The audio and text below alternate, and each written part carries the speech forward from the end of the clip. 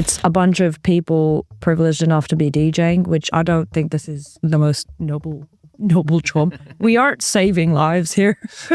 And so when people are like, well, I set up a fund because I boycotted this, I'm like, have you tried getting a job? This episode of Music Not Diving is brought to you by Jägermeister's Save the Night. Born in 2020 as part of the emergency response to the pandemic, Save the Night has since grown into a global platform that provides support for people and ideas keeping nightlife alive. Through its annual fund, Jägermeister provides €156,000 to provide mentorship, funding, and visibility for a range of bold projects, from stuff like making dance floors more accessible, greener club nights, and amplifying voices from grassroots creative communities. Nightlife is more than just entertainment. It's culture, it's connection, it's community, and together we can protect it for the future. Applications are open right now for the Save the Night Fund. If you're a creative, a promoter, a venue owner, or just someone who cares deeply about making our culture safer, more inclusive, and just generally better, then this is your chance to bring your vision to life. Check out Jägermeister.com/exploration/save the night. That's Jägermeister.com/exploration/save the night. Music Not Diving is brought to you by Acid Nation. What is Acid Nation? Well, it is a direct-to-consumer platform. So if you're selling music as an artist or a label, or if you're a music fan just looking to buy direct from your favorite artists or labels, this is a great place for you to be. What is the difference between Acid Nation and other D2C platforms? Well, they have a ton of ancillary services, extras that they do that goes above and beyond the other players in this space. For example, they have their own pressing plant. They can fulfill vinyl orders on demand, ship them out directly to your fans. That is basically unprecedented in the sector. They have a streaming platform built into their platform, which pays out 1 cent per stream, the mythical 1 cent per stream, pretty amazing. They have free storage and a fulfillment service. So this is just a great thing, generally speaking. We use it for hot flush recordings. We couldn't recommend them highly enough. And of course, they're also supporting your favorite music podcast, which is of course this one. So I suggest you head over to acidnation.com and check them out.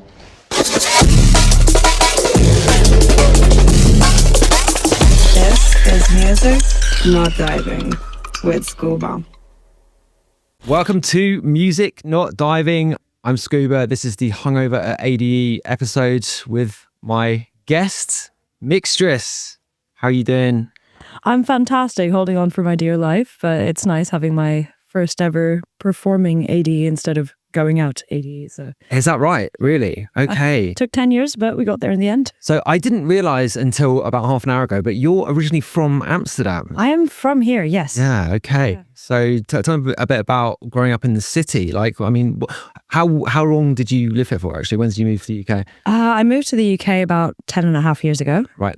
So I grew up here from the age of, I think, 4 till 18. Oh, right, because you were actually born in India. Yes. Right, yeah. Correct. I've read your biography, so that's good stuff from me. I haven't just wasted my morning feeling terrible.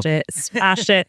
Yeah, it was fantastic growing up in Amsterdam. I was very lucky because the drinking and smoking age was 16. So you could actually go to music venues from 16 onwards. So I could attend things like Metalheads or like go to, Mugbeck and Paradiso and OT301 and go see like weird like live sets and stuff like that from a very young age. So I felt like I was really lucky to be able to do that and experience that, because that's not really the case in a lot of other smaller cities. So yeah, I mean, I think increasingly now, because I mean, I'm slightly older than you, I think, probably, but it was actually the case when I was going out.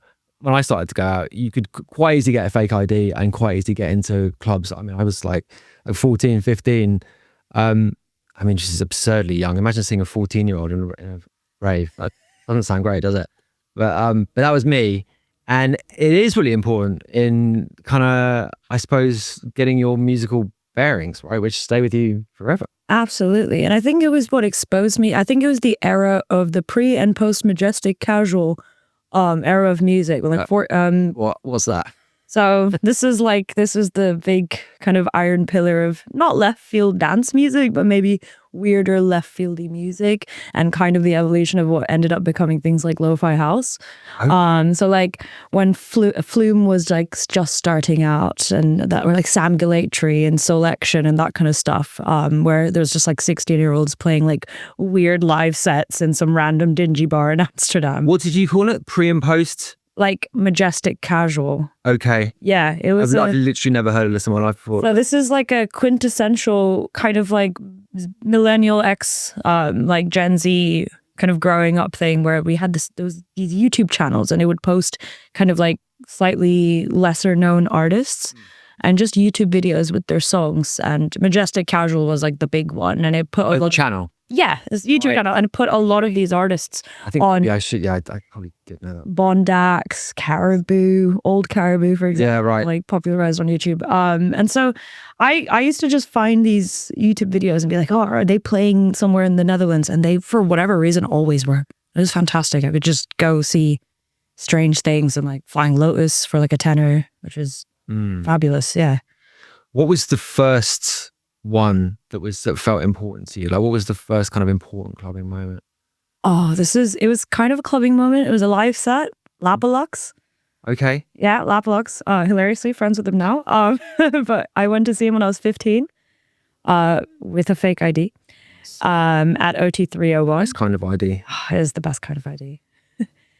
Don't do crimes, kids. But yeah, I just remember like there wasn't a lot of dancing, but everyone was like stood still and like just taking in this dance music, because it was all very weird and glitchy and kind of strange, and I'd never heard it before. And I think that's what kind of led me to kind of discovering and investigating other kinds of strange music. Sure. So yeah. And at what point did it become clear that it was something that you wanted to do, that you wanted to be on stage, as it were? At what point did that become a possibility in your mind? I was always like, I used to make CDs for my friends when I was in school. And I used to make people little Spotify playlists when that became a thing as well. I think when I kind of got a bit more out of my shell, I was very introverted and shy at school. When I was at university, I kind of discovered myself. And so, That's what you're supposed to do, but yeah, but I like became a lot less shy, and made more friends and found other people who also had the similar interest to me. And I think some of these people were like, no, you can, like, you should do this. They kind of like, I kind of got like shoved into it a little bit, where they were like, hey, like you too good music taste to like go to waste, like do something with it. And I was like, yeah. And at first it was terrifying, but I think after a couple of years I kind of got it. Where were you at uni? Queen Mary. Oh, London. Yeah. Right. Okay. So was that the reason you moved, was to study, or? Yeah, sort of. I kind of chose Queen Mary because it was really close to a lot of the clubs I wanted to go to. Okay. That's a good reason. Yeah. I was like, okay, proximity to, as I remember, Dance Tunnel. Yeah, right. What a club. Yeah. Yeah. R.I.P. Right. Nice. Yeah. Yeah. Okay. Which were the other ones? So I would say like when I was younger, it was The Nest, which was diabolical. Yeah, right. Wow. I remember that place. Yeah. Your Mum's House, which was the iconic event. Okay. Not literally anyone's mum's house. That would be quite troubling. But yeah, I'd go to Dalston to go out before it got all small platesy. I live there now, so I can say that. But like, Corsica when it was still quite not as studenty, I think. Fabric before the like shutdown happened and we fought with the council. I don't know. It was a different time. I think like 2015, 2016 was a nice time for like venues. Yeah. We're shutting down less. Right. It's good. Yeah, it was just kind of getting going. So who were your favorite DJs at the time? Like, who were your inspirations? Oh, good question. I think Joy Orbison. I really liked Joy Orbison. I really liked dBridge. dBridge has been the consistently favorite artist and favorite person throughout my we like Darren. He's been on the show before. Darren's such a sweetie. And I also I actually was really obsessed with, and this person has passed away, R.I.P., but I was really obsessed with Colin Faver's Kiss FM shows on SoundCloud. So that was my route into techno. Really? So I used to tape those shows. So it was like 9 to 11 on Kiss every Tuesday night. And I would tape them and listen to them on the way to school. Oh, cool. And it was Colin Faver and Colin Dale, and Colin Faver was on Tuesdays and Colin Dale was on Thursdays. And those shows were just so important to me. It was basically the first time I heard so much of that music was on those shows. Just amazing. Yeah, it was incredible. I was introduced me to some of the more like old school rave music and also old techno. Yeah, right. But I think the thing that really caught my ears was like hardcore, like the 90s breakbeat hardcore, because I was like, there's no one else really like made it in the way that the British music scene did. Right, yeah. Those years. Like, it's not really replicable, even though you can add as much vinyl crackle onto anything you want. It doesn't sound the same, it doesn't hit the same. Yeah, there's something about it. It's those Akai transformers or something like that. Some secret kind of source, which is on those records. I don't know, like Pete does it well. Shout out to Mr. Pete Cannon. But I find it really difficult. I think a lot of people tried to emulate it, and you can still hear like the elements of it in what has become the big behemoth speed garage movement, right? And all of that, the M1 Korg, yeah. But I think that genre of music, like, it had its golden period, and as much as I love playing a night force party, I feel like that everyone is, I don't know, a lot of people in dance music are constantly trying to like relive that specific moment, and I don't know whether you can really bring it back the same way that it was there. Yeah, I mean, the whole thing is very nostalgic at the moment, for sure, with that being a particular kind of point of reference. And yeah, I mean, even stuff like, the Sammy Virgil stuff, which is kind of an update on it, but it's still very much that, right? Yeah, it is. And I was with him. I did a radio show with him the other day, just like kind of spawned out of nowhere, for my friend's like last Represent radio show. And I was like, oh, it's Sammy Virgil, the big garage guy. Yeah. And he famous man these days. Yeah, he's huge. People were asking for selfies and everything. I was like, oh, gosh. But it was interesting talking to him because his roots are like in full on kind of just like music. His dad's a musician. He grew up with instruments and music. And I think, a lot of people are always just trying to like emulate that era of music. And my theory is because it was like a hopeful time.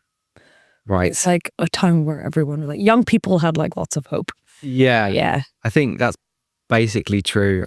It definitely, well, I mean, my kind of recollection of it is my recollection of my life, generally speaking, is that everything seemed quite good until 9/11, and after 9/11, everything's been fucking terrible, kind of increasingly terrible. Having said that, obviously the best era of music in the last 40 years is maybe the early dubstep scene, which obviously happened after 9/11. So maybe actually, for me, like as someone from my generation, which I'm sure is not so far from your generation, but by far. Okay, I'm being diplomatic here. So I would say, like for me, that's the 2008.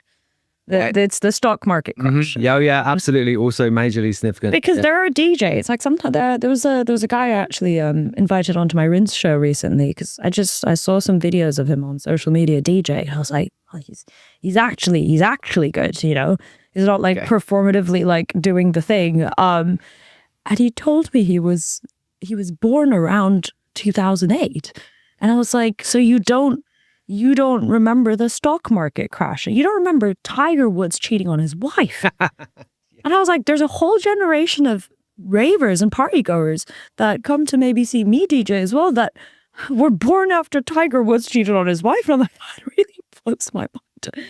I think, things went to shit after the stock market crash for me. I mean... Yeah, possibly. Yeah. So I have a theory that cancel culture was caused by George W. Bush's reaction to 9/11, which was like either you're with us or you're against us, and a whole generation of people kind of grew up with that as being the kind of major kind of message coming from the quote unquote most powerful man in the world. I genuinely think that was significant, and it was like totally uncompromising at the time, and obviously everyone hated him for it, but it became absolutely the mentality, right? Either you're on our side or you can get yeah I think. And it translates to the music scene quite heavily as well. And I think it's just a lot of like virtue signaling. And I'll get on to my big rant about that later. But I think... Stick a pin in that. We'll come back. I think like it's true. I think cancel culture is like, doesn't really help. And that I think America was the biggest purveyor generally of cancel culture. Sure. It's like, yeah, you need to be part of the freedom faction and invade all the countries, or like you're a bad guy. Right. And yeah, and it's just like, it's just like Halliburton increasing their stock value, man. Like, come on, it's just Dick Cheney. It's just Dick Cheney invading Iraq. But yeah, I think in music, it can be, sometimes I feel very like, about like the social media side of music, because it's a bunch of people privileged enough to be DJing, which I don't like. I still am like, I don't think this is like the most noble job. We aren't saving lives here. And so when people are like, well, I set up a fund because I boycotted this, I'm like, have you tried getting a job? This is my hot take, because Go on. I completely respect people boycotting certain things, and I completely understand that. What I don't understand is when people kind of exist in a world where they're like, DJing is the only job I can do. I'm like, do you know, like, the majority of the DJs or artists and producers probably have a second job, and that's okay and normal, and having another stream of income is like okay and normal. You're not going to be Sammy Virgie overnight. You don't have to be. It's not a curse on your existence to have another job outside of DJing. It's Totally. okay to do that. Yeah, right. And I don't think people think social media has really skewed people's like idea of what like touring and being a DJ and being a producer is, because they think they'll just like whack on a couple viral boiler room clips and then suddenly they'll have like a management team. Yeah, there's a real kind of assumption, isn't there, that the kind of the career is like attainable to everyone, right? And it's a tiny subset of people that are ever able to do it full time for a living, and then a small subset of those people that get to the, you know, private jet level. And DJ. Yeah. Okay, you're about 15 minutes into this episode, so well done for sticking around so long. I'm just going to take this opportunity to tell you about the ways you can support the show if you're enjoying what we're doing here. We have a Patreon, patreon.com/scubaofficial. You can donate to us with a one-off donation too, if you like, scubaofficial.io/support. But what we really want you to do actually is just like this video and leave a comment. Tell us what you think of it. Honestly, everyone says that, but it really does make a difference. And with that, thanks. Do you think there's too many DJs? There are far too many. Well, okay, no, there are. I think it's good. I agree with Elijah's take that everyone should learn to DJ, right? Because it gives you an appreciation for music, and particularly in the dance scene, like it gives people, I think, a kind of element of participation, which makes it quite nice, right? It's definitely not good when all of those people decide that they want to do it for a living and are entitled to play loads of shows and earn, you know, whatever, however much money. There's definitely too much of that. Yeah. I think this is it. I think that having an appreciation for music's important. I think that, you know, the era of like before everyone kind of learned to DJ over lockdown and that kind of thing, you know, and there was like the IOM Facebook page, like identification. Oh, yeah. That was a really nice time when people were really like nerding out about, they'd have some like phone clips, like you know, point it to the floor because they were too embarrassed to like film it because people had decorum at some point. But like, yeah, they'd take a little clip and it would be like super compressed and it's like Fortet playing a tune. And be like, oh, does anyone know what this is? And it'd be a bunch of random people coming together, just like Released Bicep. Yeah, it's like, oh, this is chroma.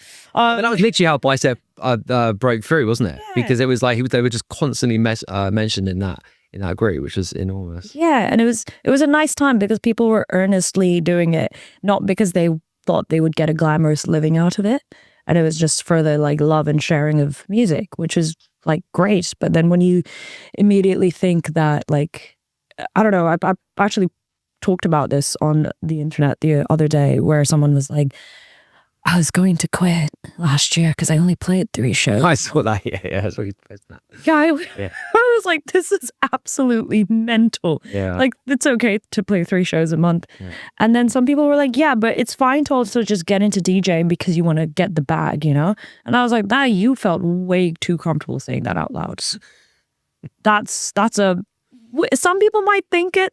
That's okay. But like really saying that out loud is a little bit insane, I think. Yeah. A bit strange. I mean, there is a kind of disconnect, isn't there? I mean, that RA piece, the kind of hit job on that, the the guy whose name I now can't remember. But you know the piece I mean, the kind of anti Afro house kind of music. But who was the guy? Kind of. Yeah, but not them. But the guy who was interviewed in that interview, and who had obviously, I mean, hilariously, had obviously, you know, had it pitched to his PR. We're gonna do a feature on you. Like the writer follows him around for like seemingly quite a long time. And they get they probably think it's going to be like a profile piece on RA, and they open it up, and it's just an absolute destruction of this guy's reputation. In fairness, not that he'd helped himself very much with many of the quotes. I mean, the one about doing it for the Latinas was my particular favorite. But I think we should all be doing it for the Latinas. I mean, I am at least partially that. doing it for the Latinas. Not entirely. Yeah, that's insane. I feel a little like he didn't help himself, but I do feel a little bit. I'd be devastated if someone said that about me. And that's like on to my other point. I'm like, I'm not gonna name names, but there was an internet beef that happened after Outlook Festival. This year. Oh yeah. By Let's pass me by. Go on. Yeah, by two people that like I am friends with. So I was like, and for once I shut the f up and I didn't put my 2 cents into it. When I usually do, and I should shut the f up. But essentially, someone who's quite well known now played like a silly LMFAO edit that went into a dubstep tune right at the end of like Barbarella's, and it was like 5:30 in the morning. Everyone is completely like gone, you know. And I think for that moment it probably worked really well. I didn't go to that set because it wasn't really my vibe, but you know, they were just playing for fun. And then another person who is very well known and has been in the scene for a very long time and is probably more like old dubstep geezer, called it self-congratulating Benidorm wank. But on his social media. And I was like, amazing. On one hand, I'm like, you can think that. There's no thought police. But I was like, oh my God, if someone took and he posted a clip of it and he put that on his caption to his 30,000 plus followers. And I just thought, you know what? Like, as much as I am the biggest music snob, I'm so snobby and uppity about a lot of music and track selection and all of that. Like, I don't know whether I would vocalize that on it's really funny wording, it's hilarious wording, but like I don't know whether I would say that. Yeah, that's a choice that's been made. That was a choice, and I was like, you could have maybe not said that in that way. And it ended up becoming this huge cluster afterwards with like, it's like, oh, it's like, you're a sexist, and I'm like, no, I don't think he is. I also don't. Was it a woman who had played it? Right, okay. Yeah, so obviously people... Aggravating factor. Yeah, it kind of escalated everything. And I was like just watching from the sidelines. So I was like, okay, on one hand, I'd be really pissed off if someone said that about me. So like, you know, I get it, why she's like, what the hell? On the other hand, it made me realize that I've become much more of an old grumpy music snob than I was probably a few years ago, in that I think there's too many... I say this as someone who made an edit of The Streets. There's too many of them. I'm like, do one that's well thought out. I'm being biased here, but do one that's well thought out and interesting, fine. But every pop song needs to have like the quick TikTok edit so that there's too many of those. And they sound really repetitive. And there's like it's the speed garage one with the open hi-hat, reverb, dub siren. It's just like some kind of like little ad lib, and then just and it's like that's all of dance music at the moment. Yeah. Okay. Not good. How would you define what you play? Ooh, that's a good question. I think I probably wouldn't say I'm a jungle DJ, because I think there's a lot of much better jungle DJs. Yeah, I mean, that carries baggage, doesn't it? Yeah. I'm like, I'm not going to be Tim Reaper. I never said I was going to be book Tim Reaper. He's great. But I like... Friend of the show, Tim. Yeah, fantastic guy. Shout out Ed. But I think like what I play is a big mishmash of things and I tried really hard to play stuff that kind of draws upon what I grew up on as much as I can, even if it like really sounds a little bit left of center of like the show or the vibe. like I listen to a lot of hip hop, so I tried to like play a lot of like hip hoppy kind of like drum and bass, or like I've listened to a lot of kind of jazzy stuff, so like drum funk and things like that. Like I will try to like involve my whole music taste into what I play. But then like if there's just like a bunch of old geezers in the crowd, like I am 100% playing a 92 to 94 breakbeat set, just because I'm like, I like get such a kick out of it, and I feel like it's quite rogue to do that when the rest of the lineup is like, I was born in 1981. I'm like, okay, yeah, I know. So I think, yeah, everything really, which is, but you know, one of the albums that really got me into like the dubstep-y, techno-y side of things was Triangulation. Like that was great album.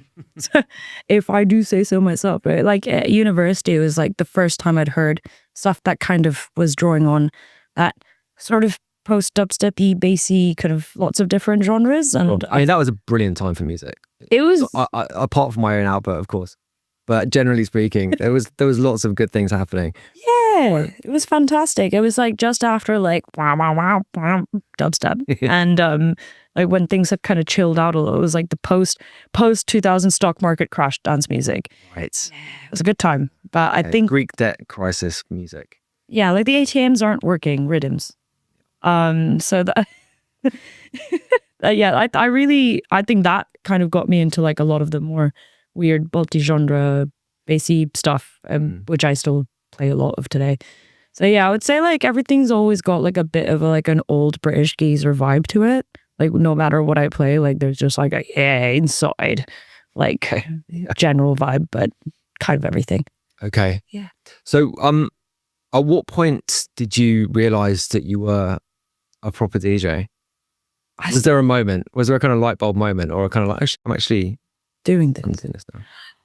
You know what? I'm always telling everyone I still see myself as kind of a bedroom DJ, and it sounds a bit delusional, just because I don't really like to take myself too seriously. But I think it was actually very strangely when I'd played quite an unserious DJ set, but it was to a lot of like quite young people. Okay. So it was at Leeds Festival. And it was weirdly the most... Oh, so it was already a big festival though? It was a massive festival. Yeah, right. But like up until that point, it had never really hit me that... I think it was a moment where I was like, oh, I'm really introducing some dance music to some people who might have not come there for this specific dance music. And I was really nervous that day because all of these kids were 15. And usually when I play, it's like a lot of the crowds have already heard some dance music. They've gone clubbing for a bit. You know, they're like maybe a little bit acclimatized to that. But these people had just come from like Megan Thee Stallion at Leeds Festival. And I was like, okay, what jungle or like footwork, what techno, what do I play to 15-year-olds who might have never heard this stuff before? And it was like a big, like nerve-wracking moment. But that set, I think, is when I realized I was like, oh, I'm now a grown-up DJ. Is I actually really like... Because you actually managed to do it. Yeah. Without, like, so what did you play? What worked with the 15-year-olds? I kind of played some like quite old school, like dancey dance, like 4 to the floor bangers from like when I was 15. Like I played some Julia Bashmore. Yes. and like some kind of like hands in the air stuff. Festival, yeah. Yeah. And then I kind of like slowly just started whacking in a bunch of jungle. But like maybe some stuff that's a bit more contemporary. And I was like, I don't want to get into like the DJ die, like just ominous vibes. Yeah. I was like, let me just keep it kind of like whimsical and uplifting. But yeah, it was a bit scary because I was like, well, what do 15-year-olds? I have nothing in common with a 15-year-old. Like that's so far out from my age and my upbringing that I'm like, I don't know. You don't know about Tiger Woods. What do you know? Exactly. What year was that? Leeds Festival? 2000. Great question. 2019? It was either just before COVID or just after COVID. Oh, right. So COVID for you then was a kind of big problem, basically. Yes, right? It was. I started DJing in 2015 as a hobby. And I always thought it was going to be one. And it was weirdly, COVID actually was great. I love being alone and not talking to people. And it got me really back into a lot of radio. I love radio because it's just me talking to myself and hearing the annoying, ingratiating vibe of my voice while talking about music. And I think I just did so much radio, and it's kind of where I garnered a little bit of a following just from kind of showcasing music. And I did dance music radio, but I did another show called Everything Is Fine. And it was a 2-hour, it was kind of like, everyone was really going through it at that time. And it was like a 2-hour like musical collage, like not NTSE, but like musical collage of like film soundtracks and like just music that's like very pretty, and from like different countries. And I'd do a lot of research for it and put it together. And it was like every single month it was my, like, here's my presentation kind of thing. And that was like when I really started loving it. I was just alone. So you were able to make what was, because like you say, you pretty much just broken through when this thing happens, but you were able to make something out of it. 'Cause I mean, I think for a lot of people, it was just kind of hit them between the eyes, right? Certainly for me, I was just like, Jesus, what do we do here? But then obviously some people like yourself were able to turn it into something quite positive, at least musically. Yeah, I just wanted to still be able to do some DJ. And the thing is, also in that time, there were these pockets of the scene that kind of came together in this really lovely, wholesome way where like it stopped being all like industry-y and who and whatever. So for example, something like there's a little stream series called Late Night Shopper that my friend Hal used to do, and he runs Gaff in London. He put together this stream, and it was kind of like the legal loophole to congregate up to 30 people with some beers and some decks for someone to DJ. And it was like, this is the closest we're going to get to something that almost feels like freedom. And he got given this random, like it's now like some fancy gym, but like some third space, but the owner of it was like, well, I'm not using it for anything. And he just gave him the keys to this really fancy building in like Shoreditch. And we were just able to just lock it in after midnight. And it's like 30, 35 of us just having some beers and like blasting some tunes.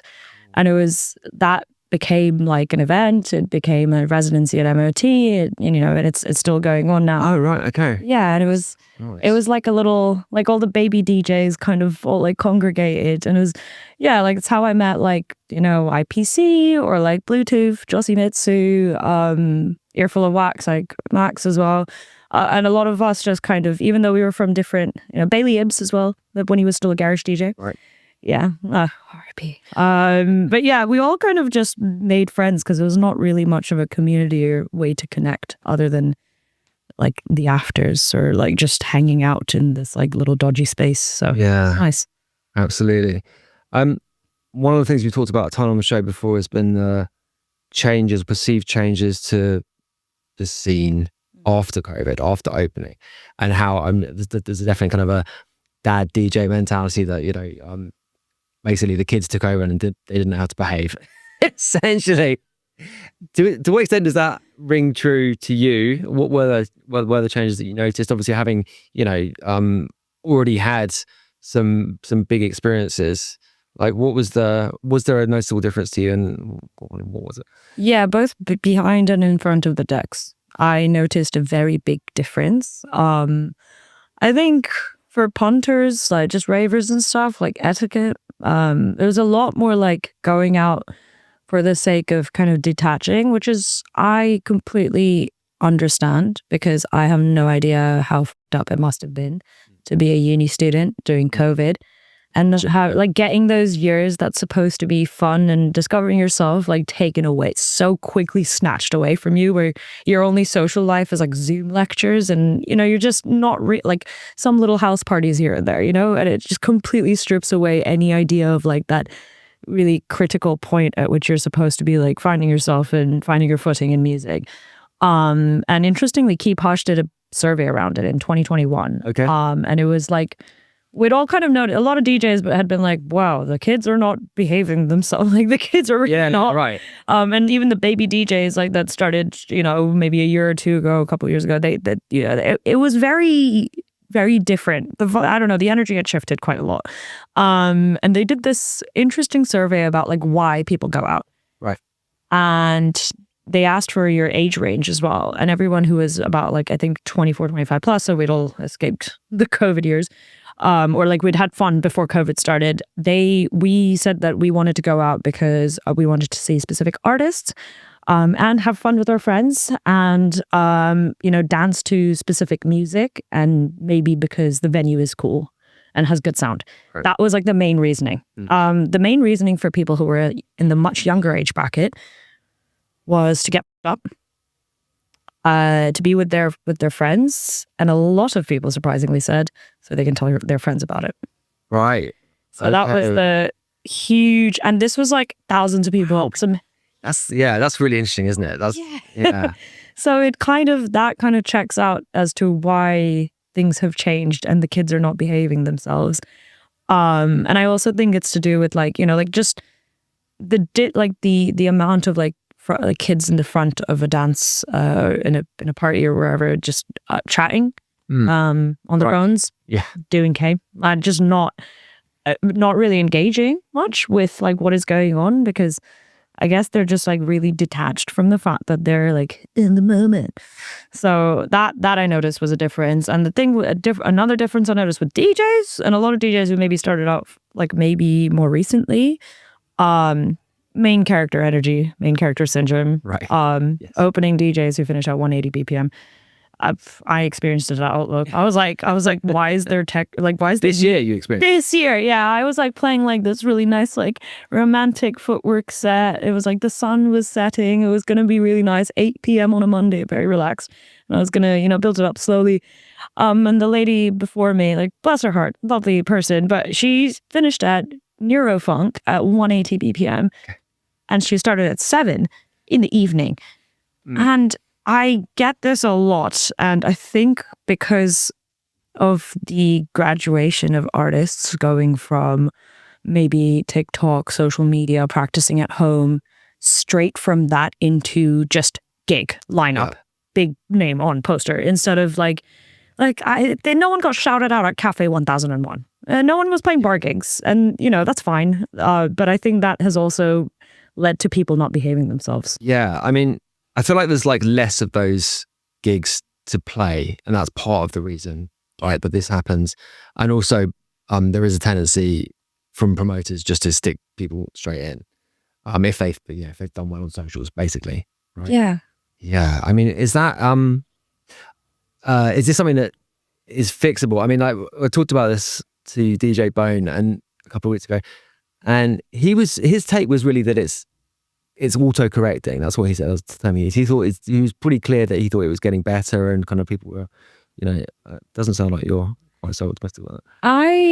I think it is somewhat getting better. I think that I think there was a lot of sentiment expressed by a lot of DJs on social media, especially the ones that maybe started off the pre-COVID era, saying things like, "Oh, just Kevin's ruining the dance floor," and guys, like, put your phones away, and da-da-da. And I think some of that has returned some positive results, and I think that is the case. But I do still think that there's a bit of a divide. And a good example of this is I went to was it Percy Mingle or Kaiso Sound? Both really good parties, always have really interesting lineups. I went to see some artists like Corsica, and I think Josie Mitsu was playing as well. And up until 1 a.m., there seemed to be a very aggravated and intense vibe in the room. Okay. Like people just shoving past, a lot of kids, like very drunk, domestics, and proper Renaissance painting vibes in there. Yeah. And after 1 a.m., obviously they all were like, well, we can't afford the drinks, and they all fucked off back home to their afters to do Catman for the next 6 hours. And then suddenly the age range was just 25 plus. Okay. And it just got so relaxed in there. I was getting so much better, basically. It did get a lot better. I mean, I didn't get elbowed in the head anymore. And I was like, this is, or people just, it's little things like when people push past you and say sorry. Right. And those are things that maybe some young people don't really know how to do. And I think it's because when you're at university or you're having those formative years, you have friends who are maybe a bit older, and they might say things like, hey, don't be a dick. Don't you don't go behind the decks, shove past the decks and start chewing the DJ's ear off while they're trying to do their set. Like just basic things that I thought were really obvious. Yeah. Like people told me this when I was like 19 and I'm like, well, when you were not, when a person was 19 during COVID, they didn't have older friends. Yeah. They didn't have anyone to tell them these things. And so I think there's just like a little micro generation of people who are just like, get, you know? Yeah. So yeah, I don't know. I think it is getting better though. I think slowly but surely, I think if people keep making little whingy posts on Instagram being like, oh, Getman's ruining the dance floor. Like at some point, eventually people will grow up. Yeah. I mean, the warm-up sets thing as well, it feels like it's been talked about so much and you think it would have got through now that it's actually kind of a good thing to be able to do. You know, it's kind of a mark. It is the mark of a good DJ to, to play well. And you know, you think enough people would actually have internalized that, but apparently not. No, I love a warm-up set. And sometimes if there's an option, because I'm always like the token jungle DJ on the garage lineup. Okay. And I always have to play right at the end. It's like Core Game 1 for the next like 3 hours. Like blah, blah, blah. And then it's me and I'm like, oh God, okay, it's time to play Inner City Life. That's gonna be fine. But I love, if I have the option to, I always tell my agent, I'm like, I mean, A, there's only so many hours I could stay up, but B, like I love doing a warm-up set because like I think it's so satisfying starting off with like empty room and it just like slowly filling up. And there's always that moment at which it suddenly starts to happen. I love that. Yeah, it's lovely. And you can play like music that maybe is a bit more chill and stuff that you might not want to play in the peak hours. And it's like a nice time to do that. And it's also like before people get mega fucked up. Yeah. So they're actually like listening and not like just very much detached from whatever's going on. So I think warm-up sets are important. It's like mandatory warm-up sets for all DJs. Yeah. Just get everyone. It should be, yeah. It's like you're going to play house music for 2 hours. Go on. Yeah, absolutely. So before we finish, what was your rant that you wanted to, what was your big rant? You said there was a big rant. We put a pin on it. Have you done it already? Or I think I might have done it. But I think my big rant is, I kind of touched on it, but essentially that artists nowadays are starting off with like, some of them have like a very, not nefarious, but kind of pessimistic intention with music. Cynical intention. Cynical, right? Yeah. And it's, I obviously I'm not a big music purist myself. Like I've done loads of like bait gigs myself too. Like sometimes I'm like the jungle DJ on the jump up lineup. Not sure why that's happening, but I get it. I completely understand that sometimes you do shows that are just for kind of financial benefit. Fine.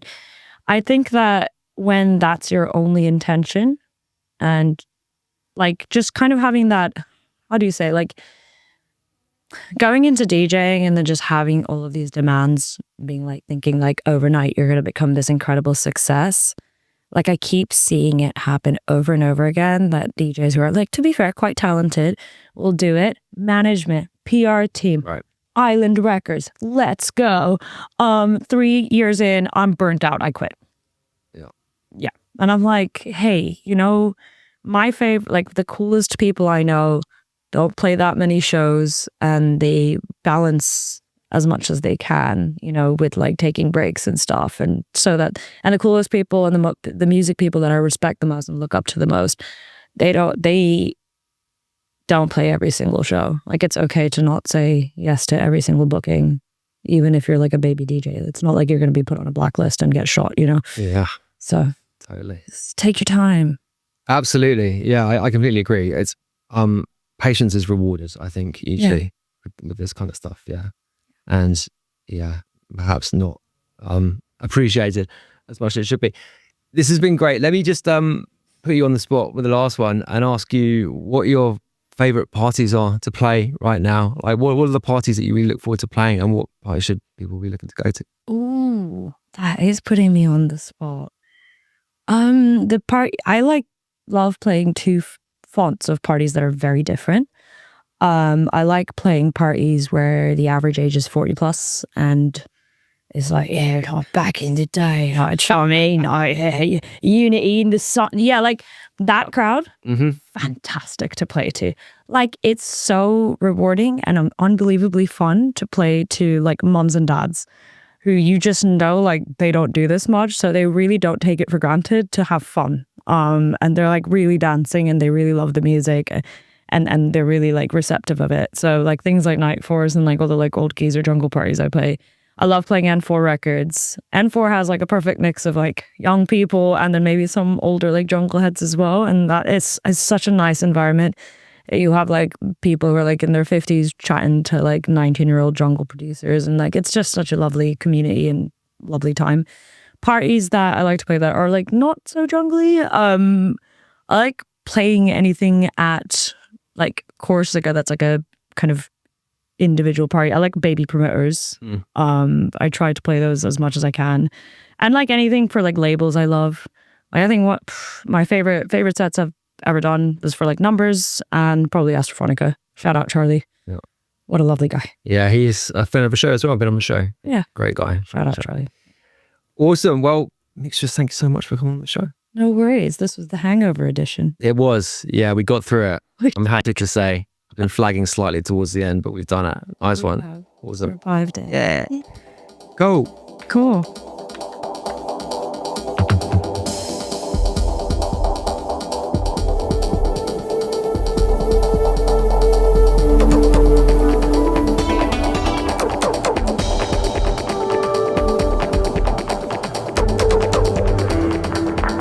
Music, not diving, with Scuba.